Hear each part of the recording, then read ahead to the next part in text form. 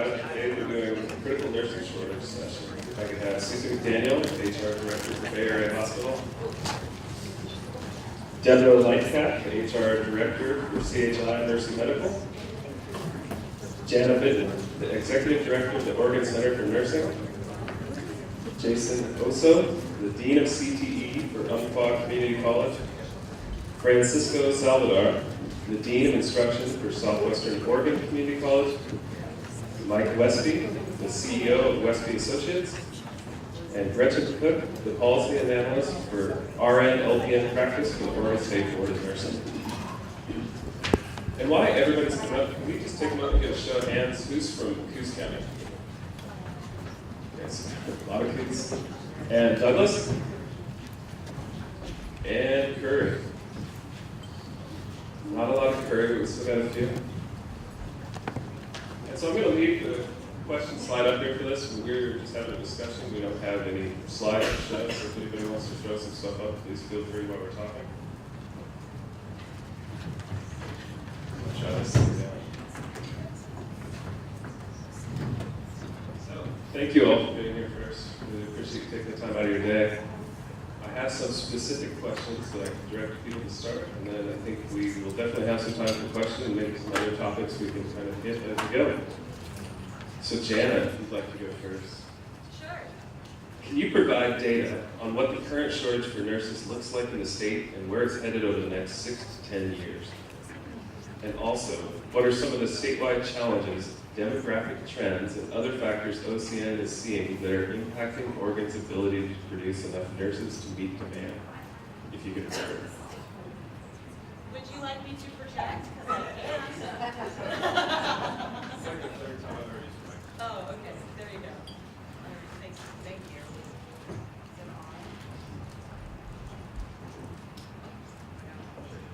on? Testing. Excellent. Thank you. So my name is Jana Bitton. I'm the Executive Director with the Oregon Center for Nursing. And when everybody was showing slides earlier, I was like, dang, I should have done that. But then I was realizing the majority of the slides that were up there, you would have already seen them, because basically everything that I have to say is very reflective of the presentation that you just saw. So I think the question was, what do we know about the nursing workforce shortage that's going to be taking place in the next 6 to 10 years? And also, what do we know about the demographics? And so just let me back up for just a second, just so that you are aware. The Oregon Center for Nursing is a nonprofit organization that's been in existence since 2002, specifically to look at nursing workforce issues, which makes sense. Nursing is the largest segment of the healthcare workforce. It seems like there's a lot of people that really want to have good information about the workforce, the nursing workforce. And so having an independent organization that partners with nursing education programs, nursing employers, nursing organizations like the Nursing Association, and have just this large collaborative group that is taking a look at workforce issues makes sense, and that's basically what we do. So the core tenets of our organization is to look at the research, is to really research nursing workforce issues so we can provide that actionable data and help people make some good decisions about policies that they need to be making around hiring and recruiting of nurses. But also, we work in a collaborative way to try to bring people together to look at solutions for those issues. So that's kind of in a nutshell of what the Oregon Center for Nursing does. When we're looking at the nursing workforce, what does the shortage look like in the next 6 to 10 years? In the state of Oregon, it's not consistent across the board. You can have a critical workforce shortage in one part of the state, and you can have a surplus or just enough to meet the demand in another part of the state.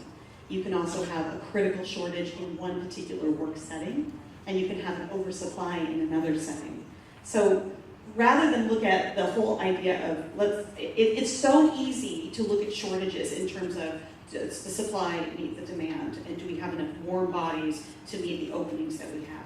It's really easy to kind of couch the argument like that, but it's so much more nuanced because it just breaks down once you can have one story from one area that say, oh, I've got enough nurses. I don't have a problem recruiting. It's not a problem for me. But then you have another area that's really, really struggling.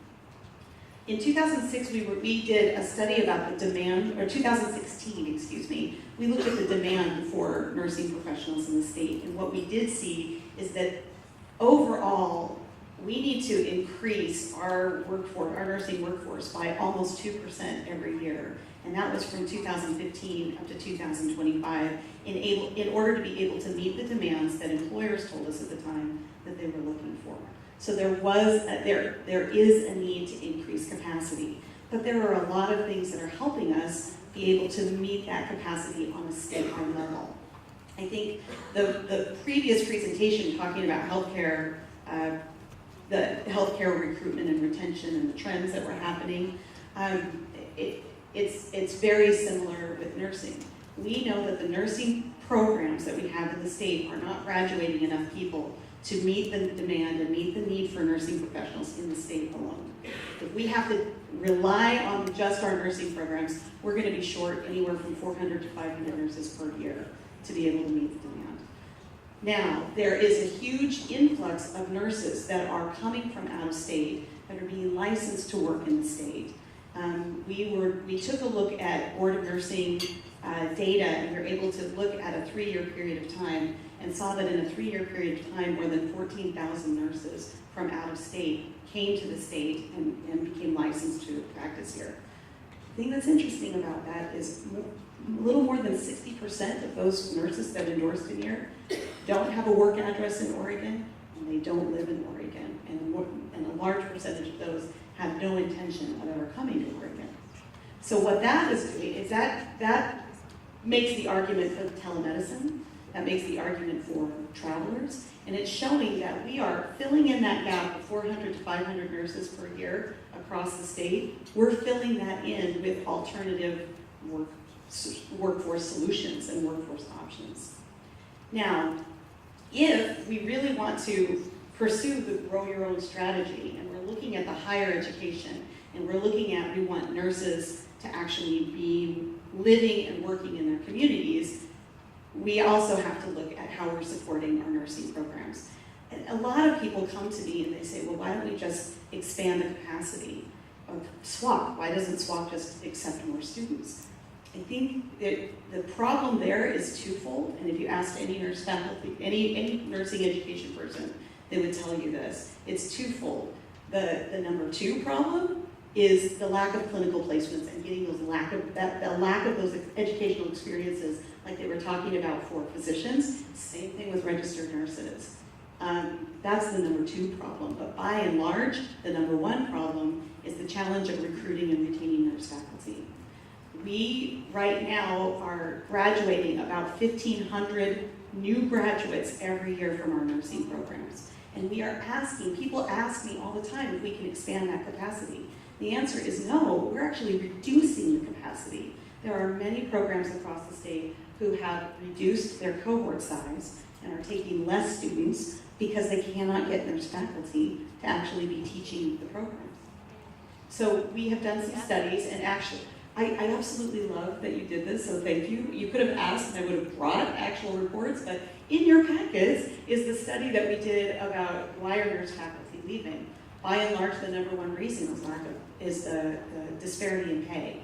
A nurse faculty in practice can be looking at a pay cut, or a nurse faculty can look at a pay cut of anywhere from $10,000 to $30,000, less money than they would make if they were working in a bedside position.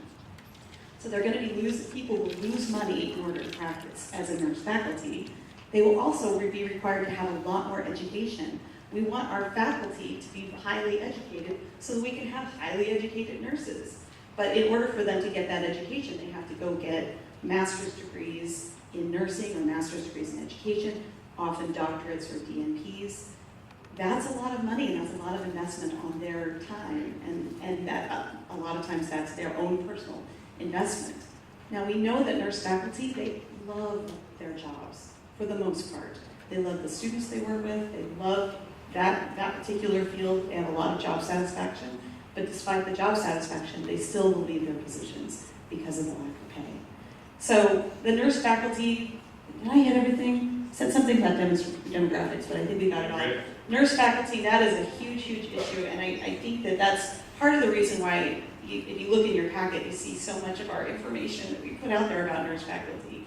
I truly believe that looking at that nurse faculty is the pivot point for the nursing shortage in Southwestern Oregon and also across the state. All right, thank you. And so the next question is going to be for the employers. With most of the sector engagement work that SOWIB does, and kind of show that in the video if anybody caught that, but we'd like to put the employers in the center and this is what they have to say and work around it. So if Suzie and Debora, with the numbers, we'll start with the question and see where it goes. With the numbers we've seen and discussed today, from an employer's point of view, what are some of the things that worry you most about the current and looming shortage? And what are some of the things you wish higher ed and other public support partners could speak more to industry needs and concerns? Yes, I set the right spot. I'm Deb Lightcap. I'm with Mercy Medical Center over in Roseburg, Oregon, and I would say one of the things that worry us the most, which I think Paul actually touched upon in the prior presentation, is more around the retention of experienced nurses than the recruitment of new grads. I mean, we're getting ready to hire 29 new grads right now, so we hire between probably 20 and 30 new grads the last couple of years. So we have a huge influx of really young and new to the nursing skill set in our facility. And just, a concerning statistic that I heard from Annette was that for Douglas County particularly, we're going to lose 1,200 people in our community that are between the age of 40 and 64. Well, the majority of the nurses, slightly over the majority of nurses that we have, are between 40 and 64. So there's our experienced workforce that is leaving, our community, and just under 50% of our workforce are a number of these new grads that are coming through. So being able to really put some things in place and modify our process to how do we restructure our onboarding, our skill development, our support for new grads that are coming into our organization. We find a challenge with probably just initial critical thinking skills that in coming out of the nursing program. So we really modified our orientation program and expanded it to bring in more practice into critical thinking. And I think if we were to look at if there's opportunity in higher education or from public support, is that if we can build more practice and critical thinking practice in the actual nursing program, I think that it only helps. I think the struggle is that the nurses are coming in and we really want them, they have the skills and the tasks, they know those components of it, but that underlying assessment of what's going on with this patient and how do I assess all these factors and look for other things that might be contributing to what I'm seeing here. Those are the challenges, I think, that we find that we spend a lot of time trying to help develop and mold in the new grads that are coming out for us. I think that Jana also hit upon a topic that one of the things that addresses the shortage is use of travelers. We probably have more travelers now in the last couple of years than we really had because of trying to bridge that gap. That's a high cost for our organization, so that's certainly something that we would like to try and mitigate and bringing those costs down and invest those dollars more in how do we build the nursing staffing in our organization and in our community. And I think the last thing I would touch upon is the grow your own. Outside of the actual nurse, we've had to really expand and bring in our own internal CNA training program and looking at other areas that we can bring our own internal training programs in so we can create career paths for individuals that are in our organization and maybe grow them into physical therapy assistants or grow them into a CNA and a nurse and into leaders in our organization. So that's another area that we have had to expand in to try and help bridge some of the shortage. The last thing on Grow Your Own that I would touch upon is that our community has really been working hard on trying to bring in a primary care residency program, and Chip's going to be talking about that later. the med ed school in our area, really trying to bring students and practitioners into our community, which all of Southern Oregon really benefits from, that if they get their education and their schooling here and do their clinicals here, they'll stay in our community. So as much support that could be provided to help us build those programs and see those programs come to fruition is what we would like to see in terms of assistance. Deb and I teased each other when we were getting ready to come up here that whoever went first, the other one would just say, me too. Because I echo everything that she just said. I do want to apologize to my community college partner down there. I was at a meeting recently where he was getting skewered about faculty and the fact that we just built this multi-million-dollar expanded program and we're not able to staff it to increase the pipeline of nurses. So I guess our challenge for our community partners is to increase the faculty wage so that it's market competitive.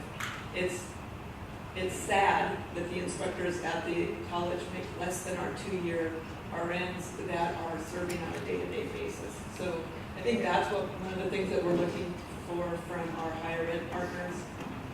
In addition, we spend hundreds of thousands of dollars every year trying to beef up the skills, as Deb mentioned.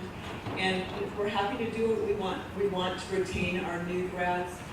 But I think if higher ed can look at the curriculum just a little bit, it might be helpful for industry. In Iowa, we're able to do the nurse intern program, the one that I mentioned, to help them transition from the student structure to the practice. In Iowa, they're doing special programs where the state offers a nurse intern program for everybody the first 12 months out of school. And big employers like Bay Area Hospital are able to do some of those special programs. Some of our smaller partners aren't. So that's something that government might do that could help with the nursing supply. In addition, there were 80,000 applicants to nursing school that couldn't get in. So just the capacity and the ability to grow the programs. And I think that all goes back to the faculty wages. In Oregon, it was 4,500 or 4,500 applications for a little over 900. So, and one thing I wanted to add, once again with the traveler expense, we're the biggest employer on the Oregon coast at Bay Area Hospital, but we're an independent organization. We don't have a mothership that we can ask, and we don't have a tax base that we utilize. We spent $4 million in 17 on travel nurses with those experienced hard-to-fill positions, and we spent over $2 million in overtime just because we can't get the nurses that we need. So I guess we're asking our higher ed partners to help us out. Are you a higher ed partner? Get right on that. I think maybe before we jump to higher ed, I had a question to follow a little bit farther down the line, but I think it fits in here, which is the cost of onboarding. So when we originally started this conversation, we were not just every employer we talked to that was always a concern, too many green nurses is going to drop the balance. And now we're looking at 42 to 43%, sometimes a little lower, that are over the age of 55. But we're realizing that we might only have green nurses. But if you wouldn't mind sharing, maybe just a rough estimate of what you think the cost of onboarding a recent grad is.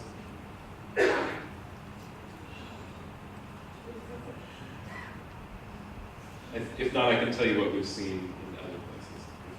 I know up and down the coast we're looking at 25 to 35,000 just to get them up to speed once they break with the door. Perfect. Yours is about 36. Thank you for that answer.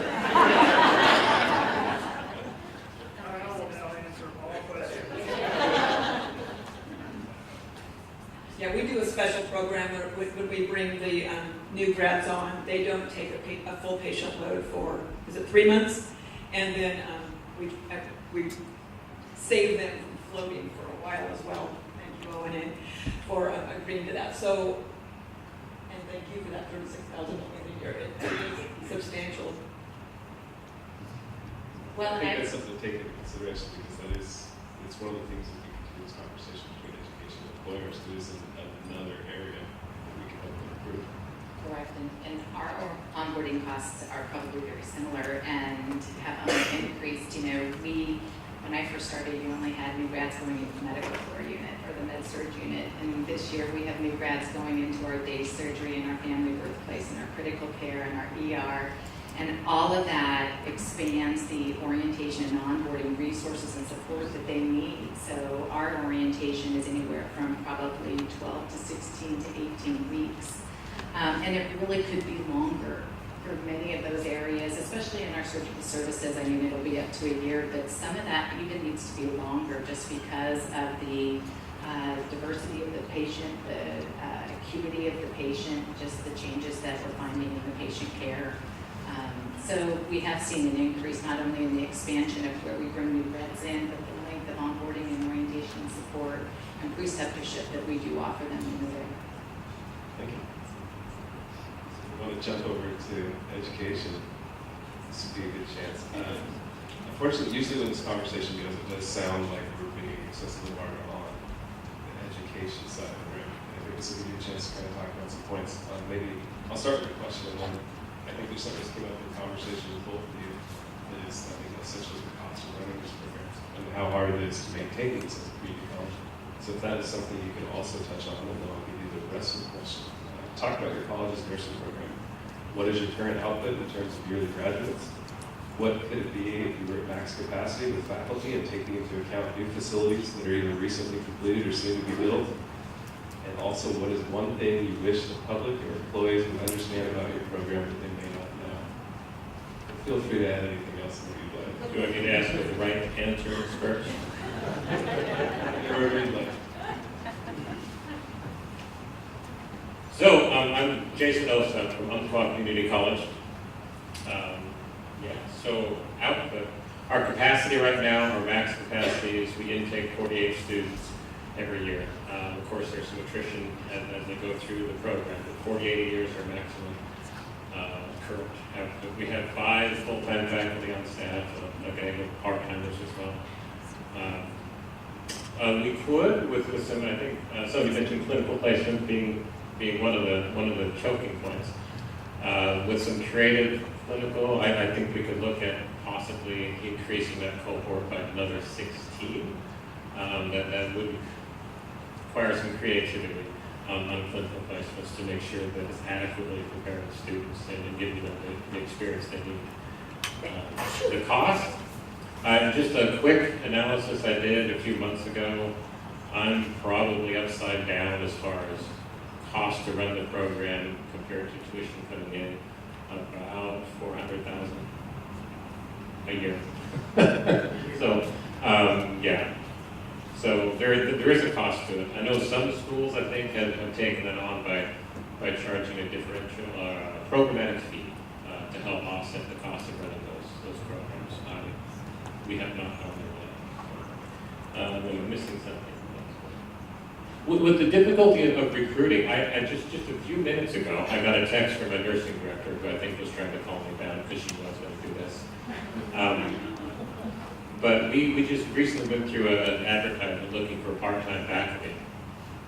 We onboarded 2, and so just a couple months ago, they were going to start in the fall. I just got a text that I lost both. So I didn't even get them to the start point as far as teaching, so we'll have to do some scrambling to try to fill some spots for the columns. I think you got them all. I think maybe Francisco and then I have a couple of So I would say SWAC's nursing program is very similar, slightly smaller, but some of the same issues that play out with many of the nursing programs in the state. We take in 29 students. We have 2 campuses. So in the Coos campus, we take 24 students in a year, and then we alternate every other year between Coquille, cohort of 5, and in the Curry campus, a cohort of 5. We're looking to expand that with additional facility, health science building that we're looking to bring online sooner the better, but it may be a few years for that. And then with an addition of faculty. We typically, currently, Our staffing is 4 full-time faculty members with additional part-time faculty members. We're looking to expand that or hopefully double our size when we get our facility up and running to help expand our program. And then with that, we hope to get somewhere close to the 48 student total that we could. And that's how many we intake. The output, the actual graduating classes are slightly lower than that.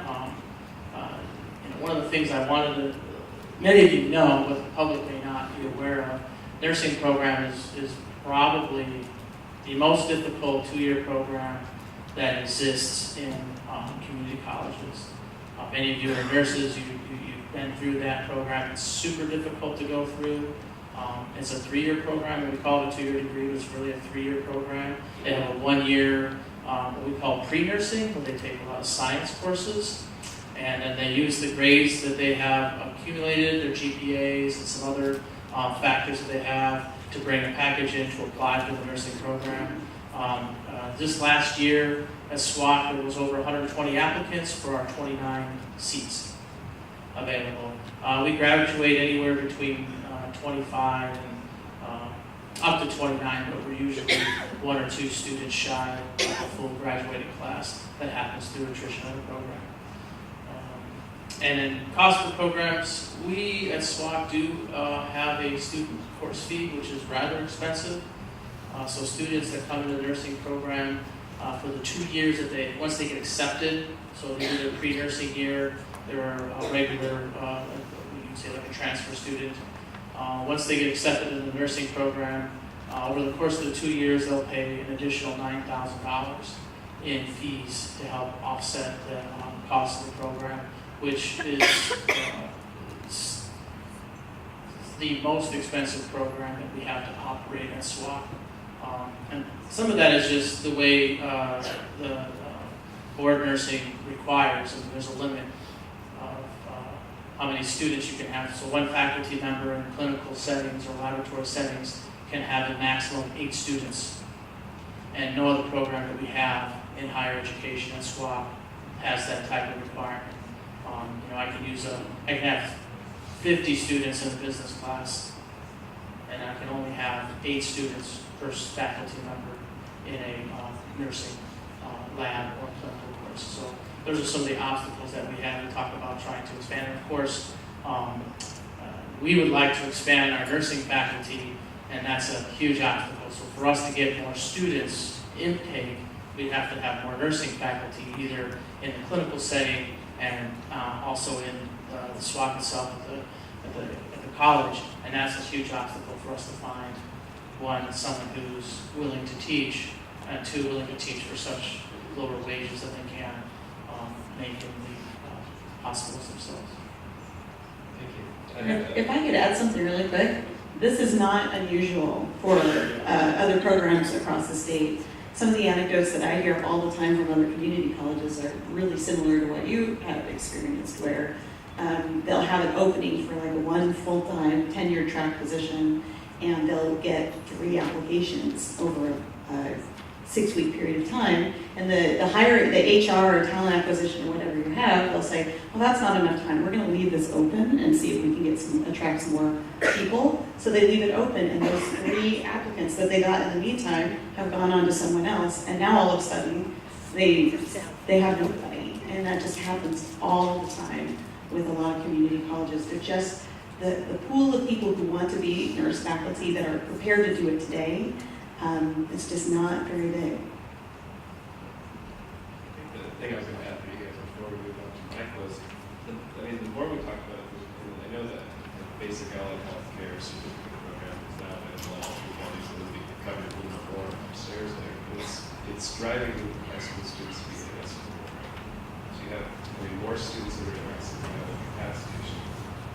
It's always going to be there. Do you know what the percentage of your out-of-town students are? I know this is something we've talked about independently, but that's something that I always like to think of. And then also, if you can talk to the quality applicants, because I know that's something we'll hold that conversation with. Also, we said you can handle 75 out of the 110. How many of those 110 would actually be eligible for the program? Sure. So I think in one of the documents it says we have 180 applicants, which is true, but about half of those are probably complete applications, and of those remaining 90, only a certain percentage of them make the cut score. So yeah, the whole number looks like 180 applicants, we're accepting 48, but the real number there on qualified applicants is much. Still more are applying than are getting in. As far as the number of out of town, I could probably tell a friend here.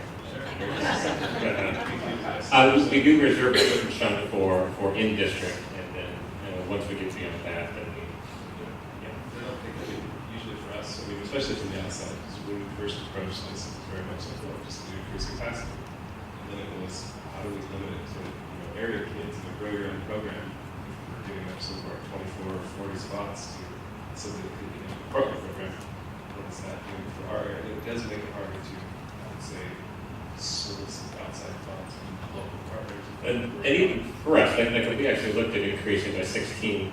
I don't think I would lose sleep over the idea of getting sufficient qualified applicants, but I might have a little bit of pause there as we get down towards the lower side of the scores. As far as retention of full-time faculty, April Myler, fantastic nursing director I have. She's our most senior nursing faculty. She's been with us 8 years. That's it. I think I have 2 or 3 that are probationary status still, so 3 years or under. So it's a very good group, but a very, very young group. We actually had one recruited, so this is a full-time recruit. We had 2 years ago when our building first opened, beautiful new facility. He was recruited. He knew he was going to start in a new building. The first day of class, he called and quit. I'm not clear what happened there, but it's probably a good thing in retrospect. But I'm just curious on the retention.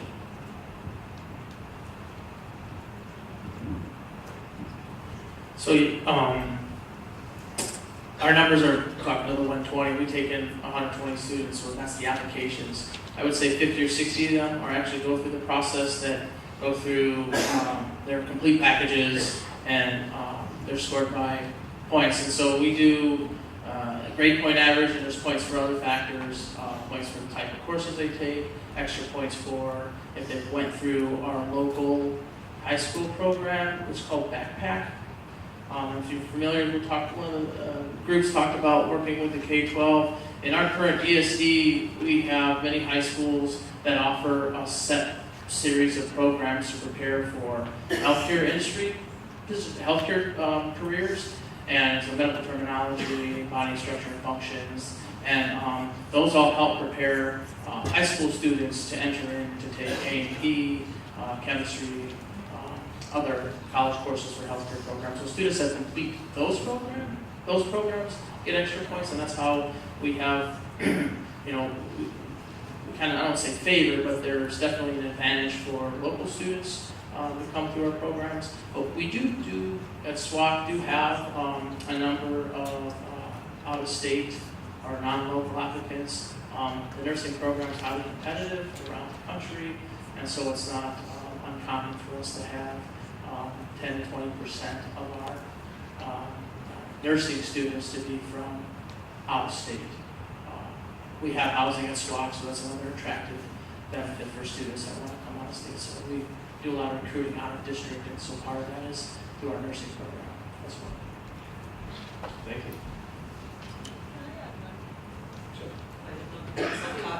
One of the things we've talked about today is the pipeline of new students, and what I want to make a pitch for us as an industry is for retaining our more experienced nurses.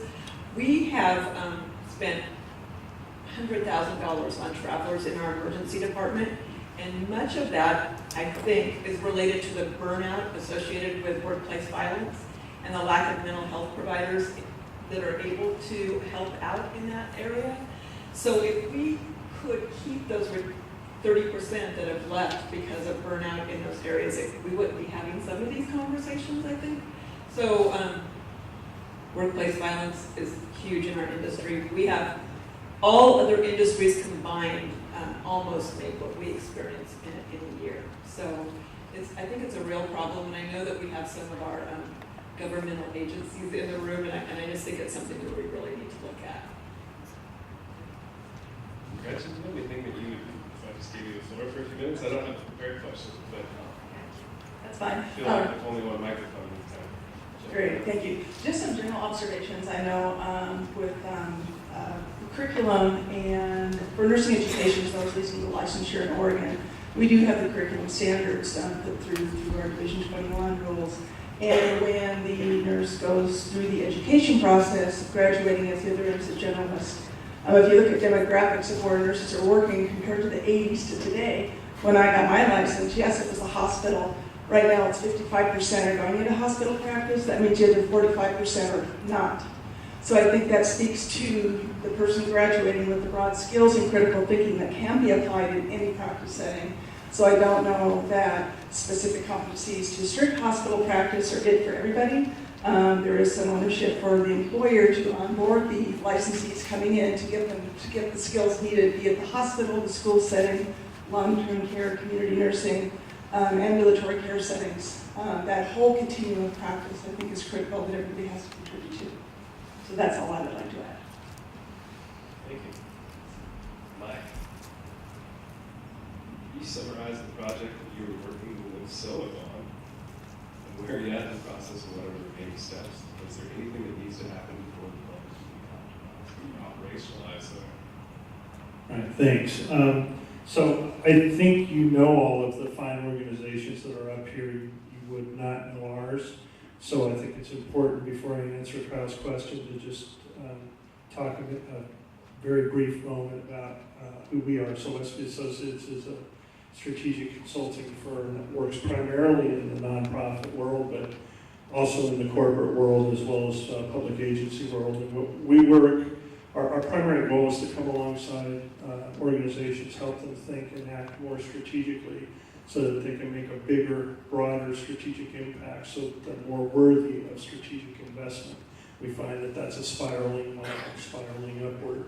And so our work with SOWIB from the beginning was to help them recognize greater capacity to impact the community within their mission and vision scope. And as we do that, we start with strategic planning and board development, and gap analysis, and we start looking at projects that are, I would describe them geographically as upstream. What are upstream log jams that are going to require broad partnership to resolve, but will result in great long-term ROI and impacts. And there were two projects that were identified. I'm just going to speak about the one, what we talked as a workaround. And the workaround is a set of merit-based grants that would go out to candidates. A lot of the detail work still needs to be done on this. It's an iterative process. Like Angela's reference to Edison. Edison, when asked how come he failed 1,000 times to make a proper light bulb, he said, no, I just proved there's 1,000 ways not to do it, and came up with the final iterative step that we have in the room today that's shedding light on us and on this conversation. Our process has been an iterative process that's been dynamic.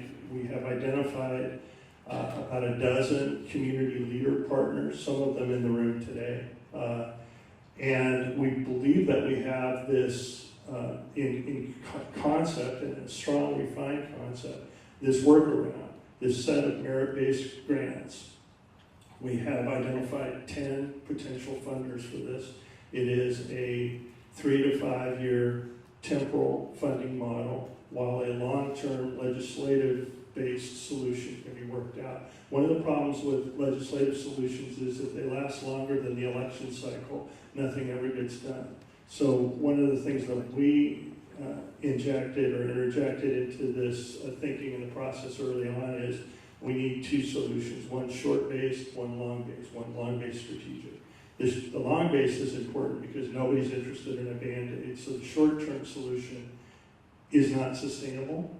Public-private partnership funding model is not sustainable if we don't fix the big problem, and we'll never get to the big problem fixed if we don't have a short-term solution that's showing that it can work.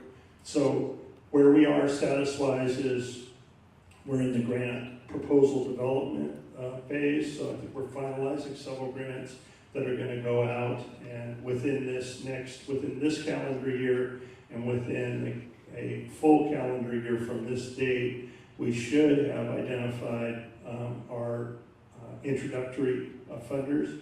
We're looking for a set of grants that are either one-time grants or long-term, over 3 to 5 year grants to fund a set of scholarships. The scope of that remains to be seen. We know that there's pretty great need. We feel like we have right now the capacity in our funding model seems to be able to be stepped to meet the immediate need. Your second question, Kyle, on what we need to see before we can take the steps, the funders, these are foundation-based funders, are going to need to know that the people on this stage are bought into the identification of the problem, so we know that that's true, and collaborative enjoyment of the solution. And that means that we have to have some sweat equity in this. We have to all be in this together, so that the foundations they'll do their own litmus test as to the validity of the solution and the practicality and viability of the solution. And part of their litmus test is are the people that are going to be most impacted by this partnering, and this event shows that they are. And that is one thing I think I noticed when some of the work when we started talking about processes. We've been in this model where it's, I just don't have it close enough, there we go. We've been in this model where it's, an organization, institution, education-wise, needs support, and they go out and raise support, and so everybody's used to giving it, but we haven't got to this. It's never just a clear, almost a business transaction that would make more sense to people in the healthcare world.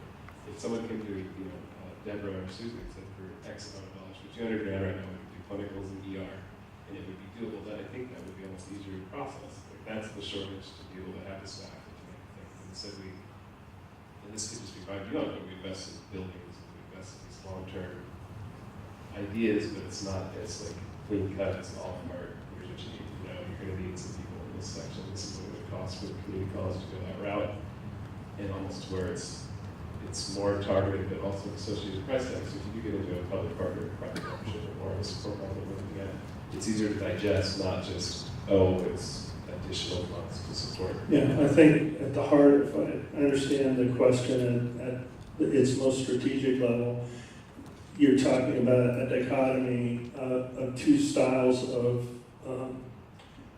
community involvement, but what we've come to call institutional advancement or fund development, and that is philanthropy. And one model is transactional. So the transactional is you're really selling a quid pro quo, we'll do this for this. The other is relational, and the two aren't mutually exclusive. It's not a zero-sum proposition. And after this response, I'd be happy to, I'm sure there'd be probably even more intelligent comments on this than mine, but they're not mutually exclusive, meaning that transactional development on its own is not the best model. It's usually a start model for somebody to get involved, and they are promised performance on a certain, like, we're going to build this building and your name's going to be on a certain portion of this building. That's transactional. The relational is the stewarding of that relationship over time, as that name is on that building, as that building is used, because it's never about what happens. It's never about the bricks and mortar. It's what happens inside the walls that counts. And that stewardship opportunity is something that healthcare and higher ed have done a really great job of traditionally. So I would gladly pass the mic to anybody else that wants to address that. Did I actually answer it right?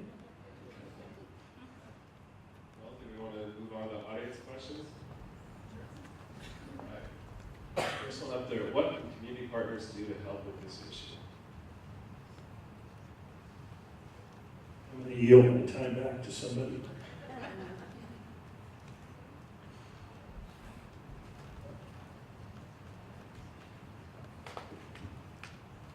Well, if we're talking about the issue of nurse faculty, if you're a community partner,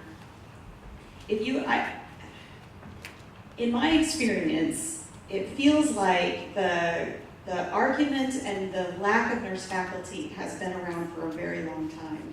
There was one time where I gave a presentation to a group of doctoral students, and I was talking about the lack of nurse faculty, and someone even said, when I was in my baccalaureate degree program, 6-7 years ago, even then they were talking about how this was just a critical shortage of nurse faculty and critical shortage, and we still have that problem. I think that part of the problem has been that we have really been putting a huge reliance on nurse educators to fix the problem of nurse faculty and to be able to make sure that that there are enough faculty at that level that can support the class sizes that the community needs and the employers need. And I think what we're starting to see is that there are a lot of constraints at the education level that make it really, really difficult for education to be able to handle that by themselves. So if we're talking about nurse faculty, we're talking about that pivot point, I think community partners, including elected officials, including employers, we really need to take this as a collaborative approach of how can we partner with our education partners and make sure that they get the support that they need for their faculty. And that might mean, participating in something like the SOWIB project that they're putting together to offer scholarships for people to go into nursing education programs, or some kind of a stipend, or even if it's something that we can help people recruit and retain people to be nurse faculty now, and we work hard to retain that knowledge over a period of time. It might be something we can just do a major investment short term that will give us some long-term benefits. So that's kind of what I'm thinking. It's less of, what can I as a community partner, what can I myself do right now to address the nursing shortage and address the nursing faculty shortage. I don't think that I think that it's more of we need to start thinking of the partnerships that we can put together and who can we work with and how can we work together and support each other and in collaboration with the education partners in order to be able to solve the problem. Kind of thinking back a little bit about the partnership, I can speak to some of the needs that SWAC has. One of the difficulties we have, besides finding a full-time faculty member to be in the classroom on campus, is to find a nurse willing to take a second job as a clinical nurse in a facility. Nurses are already working many hours, and we talked about the overtime numbers. You said $2 million in overtime. And so it's hard to find somebody who's willing to be a part-time nursing faculty that's specialized in an area in hospital or clinic that we're being asked to provide our nursing students with training in. And it's hard for us to have that kind of breadth of knowledge when we have a small number of faculty members that are in the classroom, and we ask them to do the classroom and be prepared to be able to work in a hospital or clinic setting. And so for us to kind of help alleviate some of the problems, if we partner better and maybe some of the facilities, write that into nursing, the job that they would spend so many hours doing the preceptor work and training as part of their normal job duties. That could help alleviate some of the issues we have in finding the talent. And that's just one kind of thought that we've been talking about at SWAC and how we can help educate more diversity.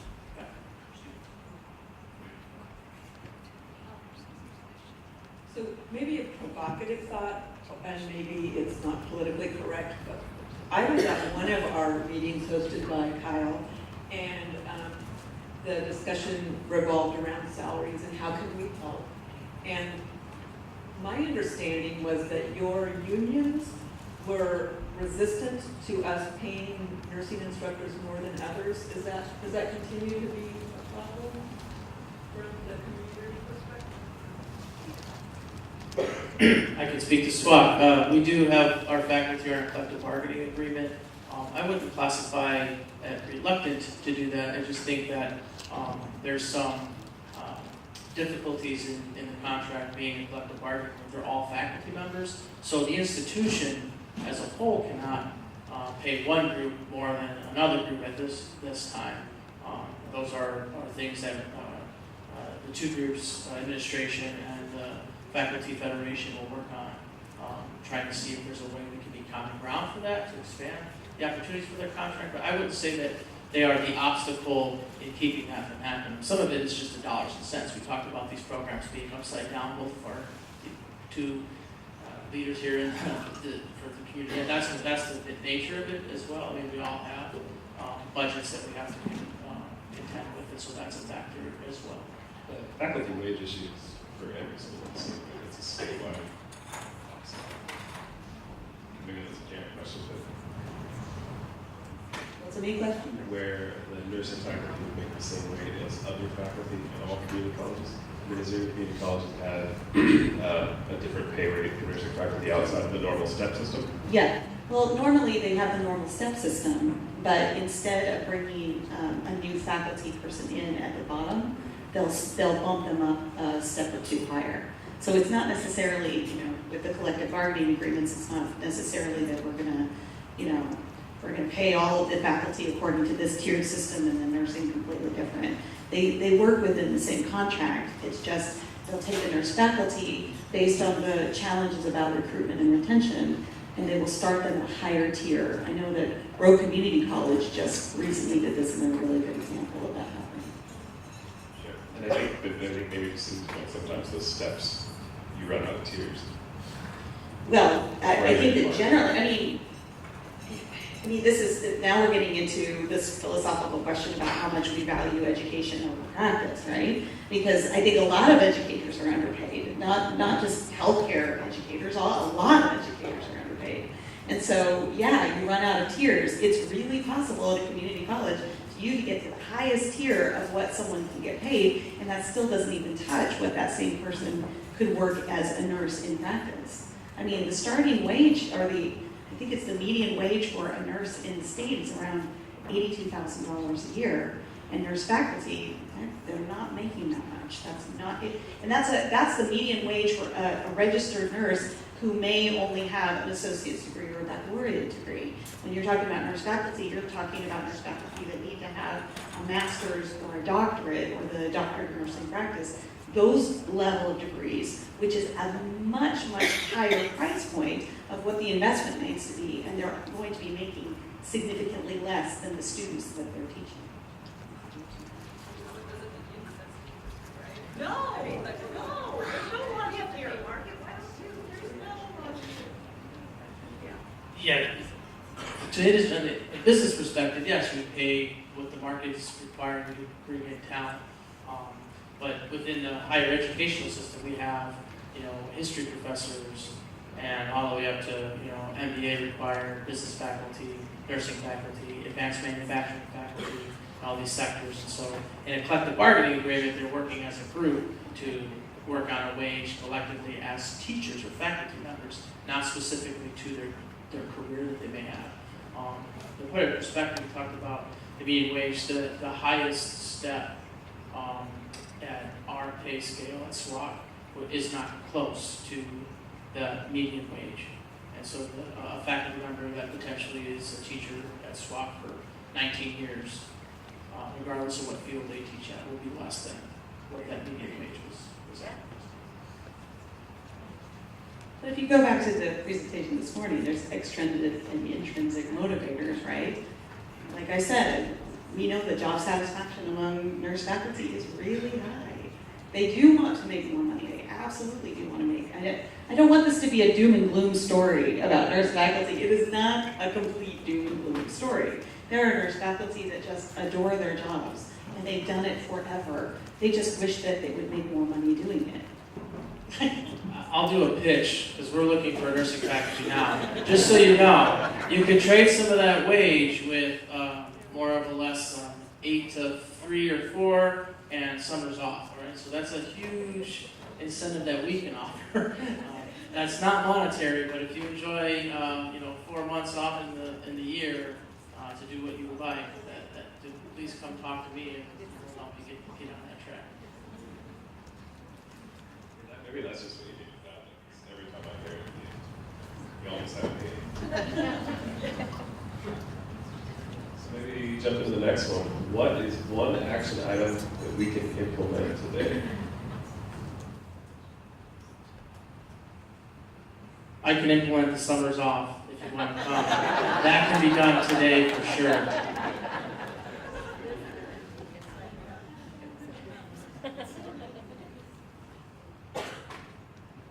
Anybody else on this one? Moving on. In hearing the hospital HR director speak of the cost of using travelers, could the costs go to the colleges to help offset the cost of the nurse faculty? Community is, this is the part where I can get to fill it in. That's good.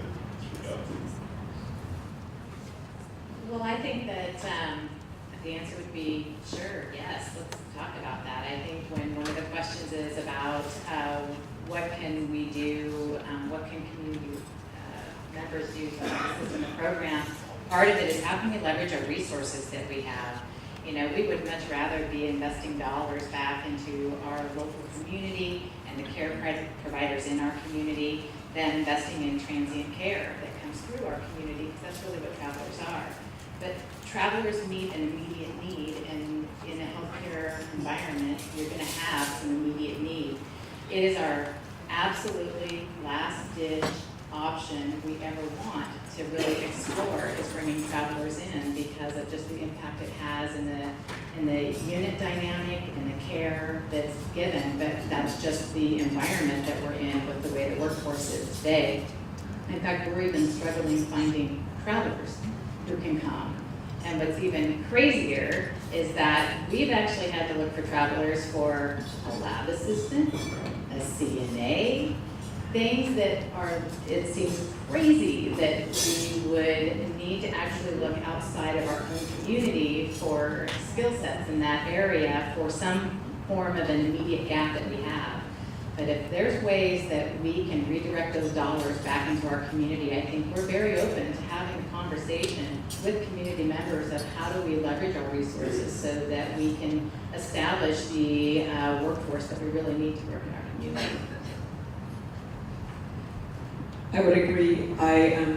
Bay Area Hospital did invest $1 million in SWAT's nursing, or their new healthcare building, and we weren't asked about facility or faculty at that point.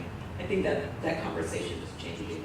But absolutely, we'd be happy to spend the money in Coos County versus sending it to fast staff or somebody like that. But when you want to go to the ER, you want to have a nurse there, and that's our reality. So we're open to whatever we can do to keep the money local.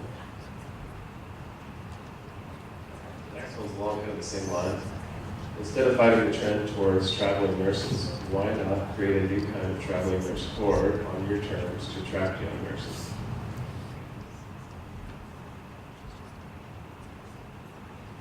I'm not sure that I understand that. So like make an internal traveling agency? I was at a meeting, it was a couple years ago, where we were actually talking about trying to create within Coos, Curry, and Douglas County our own little kind of traveling cohort. I think at that time the conversation was really around CNAs because there was an issue at that time, and that's really probably no different today. But I think that's a really creative idea that we should sit down and think about how could we explore that more and be able to at least then we're keeping the dollars in our own community, and we're also then, you know, nurses gain experience when they can go work someplace else. You know, the nurse that works for us that thinks that, oh my gosh, you know, it's the Velcro system, you know, we have sometimes here. And then they'll go and work someplace else, like, wow, we didn't really have it so bad. Or just the opposite is that they can bring ideas that are working in other areas and share information that's working in other facilities and other communities to try and build that up in these other areas. I mean, I can't imagine trying to staff Curry General. You know, being in Gold Beach and rural, and you know, how do you bring a family and relocate a family there? That's a huge challenge. But if we could provide some kind of community traveling resource of local expertise that we could use, I think that'd be a great idea. Me too.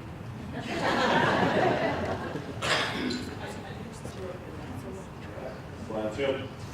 What is the relationship between the community college and the OHSU rural campus? This might be a Francisco question from the rural campus of Douglas.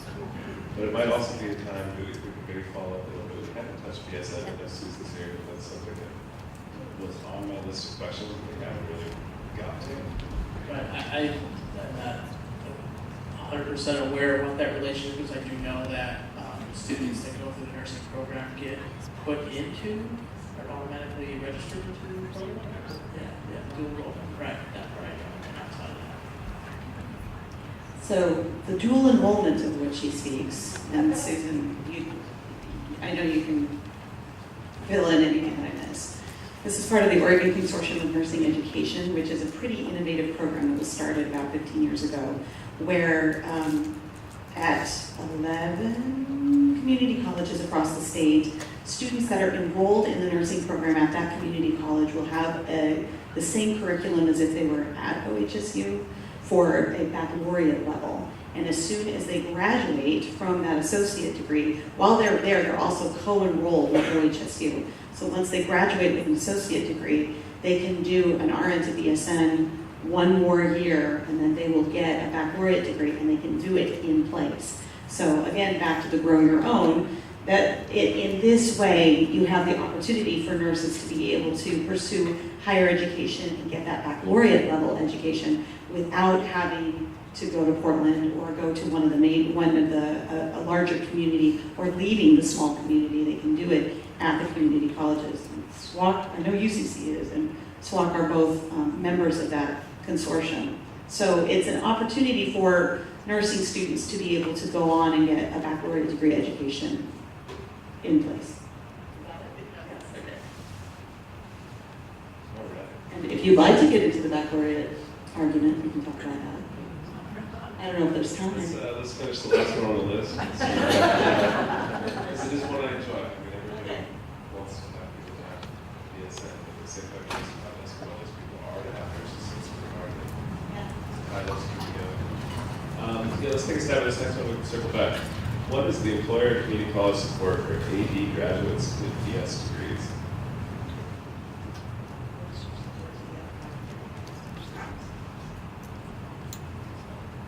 Oh yeah, we have a kind of formula here. The role of community colleges is to do twofold things. One of them is a career-oriented education, career-specific, right? So the nursing program is kind of unique in that it's in both of those areas, and transfer to university, and also for career-specific or career-oriented education. So what we call a terminal degree, right? If you want to be a welder, you go in, we give you some training, you come out, you're a welder, you're going to go right to the job force and weld. But the nursing program is designed as, if you remember, we talked about 3 years. That's why they can finish a bachelor's degree online for 1 year, because they did 3 years of education at SWAC to do that transfer essentially to a university so they can go on and get their BSN. And we do have resources on campus to support students that are transferring to several of the universities. I think maybe a bigger question is for the employers, what is your demand for baccalaureate educated nurses as opposed to just registered nurses that are licensed to practice? Well, I would say, we don't necessarily have a requirement for a BSN in our community or in our facility. I think that's different in different communities. I know that we've heard that in the Portland area, you have to have your BSN to go work into a hospital there. But I can say that we create a number of per diem or casual part-time positions when we hire new grads, and I think a number of the new grads will take those positions so they can continue on into the bridge program at OHSU. And since the implementation of that through Aase-Dean, I think we have seen an increase actually in our BSN students that are and nurses that are coming to us.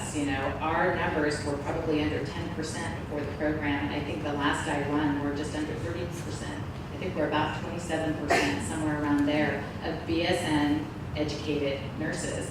And we're even also growing some MSN educated nurses. So that's great. And we offer tuition assistance. We try to work with student schedules to assure that they can complete and go through those programs, because the investment in their education is an investment in that nurse's competency and application in their patient care.